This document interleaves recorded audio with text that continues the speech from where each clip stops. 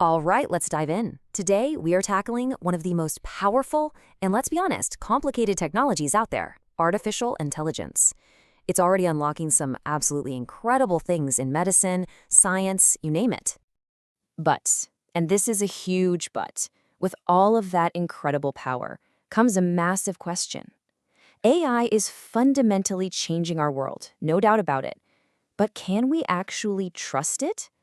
That's really the heart of what we're exploring today, the enormous risks that come right along with the rewards. And this whole challenge is captured perfectly by something called the dual-use dilemma. So on one side, you have AI helping scientists design life-saving drugs. I mean, wow, that's amazing.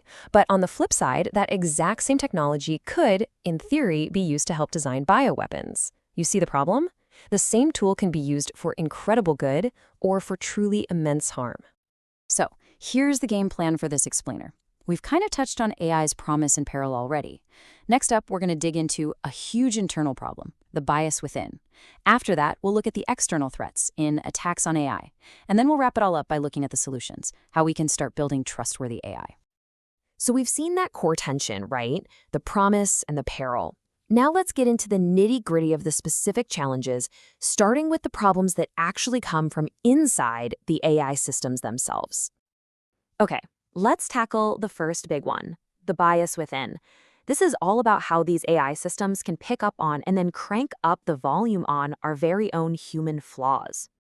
And the first concept we really have to get our heads around is algorithmic bias. It's basically unfairness that's baked right into the system's design.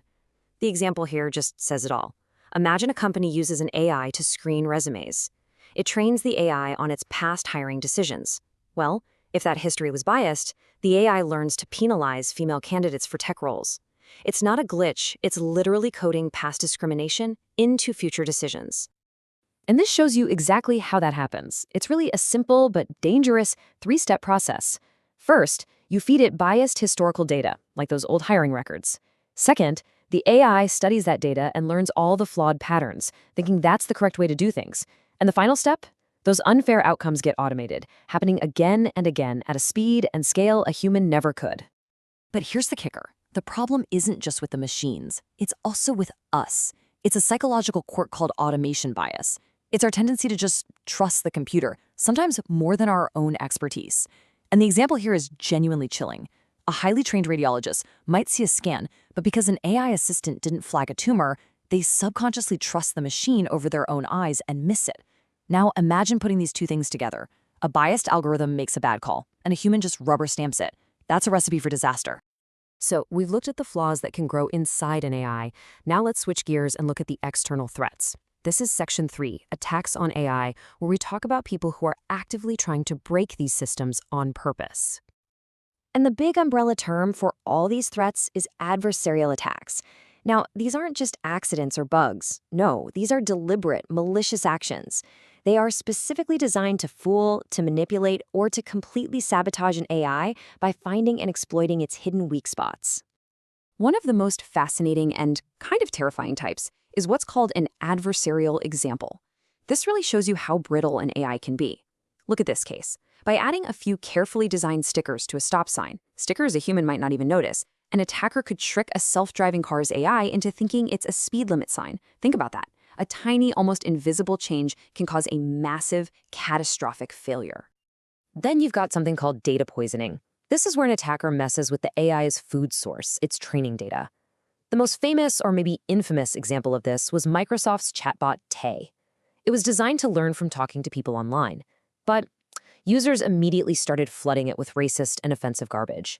And within 24 hours, Tay was completely poisoned by this bad data, and Microsoft had to pull the plug. And for the big language models we see everywhere today, there's a new threat: prompt injection. You can think of this like a Jedi mind trick for an AI. An attacker cleverly hides a secret command inside a normal-looking question. This tricks the model into breaking its own safety rules and doing something it was specifically programmed not to do. Okay, internal flaws, external attacks. I know it can sound pretty bleak, but this is where we pivot to the solutions. Section 4, Building Trustworthy AI. This is all about the principles, the frameworks, the real work being done to make these systems safe and reliable. See, the key is to move from just talking about ethics to actually doing something about it. And that is the absolute core of responsible AI. It's about taking all those good intentions and turning them into real-world rules, real governance, and real accountability. It's not about what we should do in theory, but how we make it happen in practice, every single time. And a huge part of the how is knowing you're fighting two different kinds of battles. Let's compare AI safety and AI security. AI safety is all about preventing accidental harm. The system just messes up on its own. AI security, on the other hand, is about protecting against deliberate harm from bad actors. You can't have a truly trustworthy system if you don't tackle both of these. So what do we need to build this? Well, here's a basic toolkit for trust. First, you need accountability.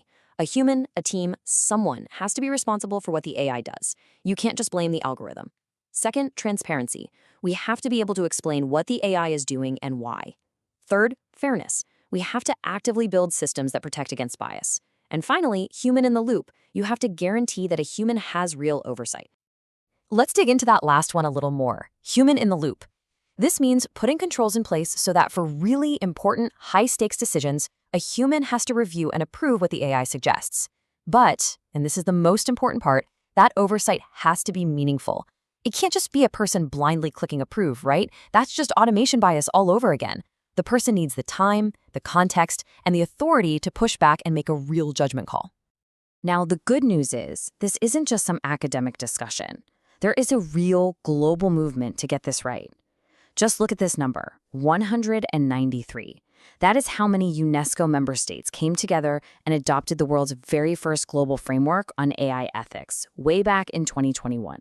That shows a massive worldwide commitment to building this technology responsibly. And that brings us to this quote from our source material, which I think just sums it all up perfectly. The future of AI will be shaped by the choices we make today. Armed with understanding, you are better equipped to participate in these crucial conversations. And really, that's the whole point, giving you the understanding to be a part of that conversation. So we'll leave you with this final thought. The future of AI.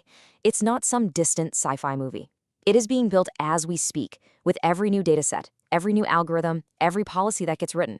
So the real question for all of us is, are we making the right choices?